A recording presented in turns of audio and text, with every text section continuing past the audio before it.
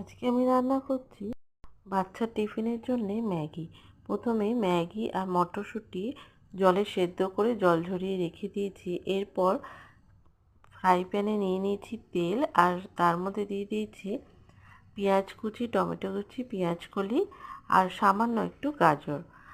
এটাকে ভালো করে ভেজে নেওয়ার পর নুন হলুদ দিয়ে দিয়েছি স্বাদ মতো, দিয়ে ভালো করে ভেজে নিয়ে তেলটাকে সাইড করে সরিয়ে নিয়ে ডিমটা ভালো করে ভেজে নিচ্ছি। ডিমটা ভাজা হয়ে গেলে সবজিটা যেটা ভেজেছিলাম ওর সাথে মিলিয়ে দেবো। এটা একটা দারুণ মজার রেসিপি, খুব তাড়াতাড়ি হয়ে যায়।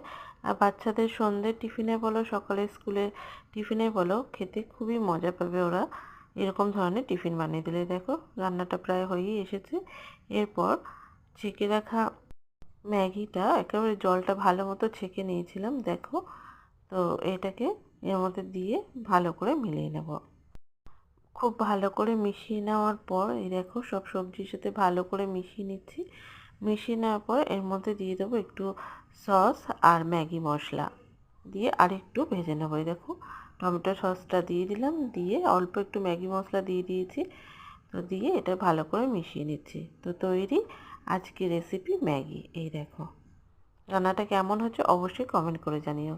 টাটা।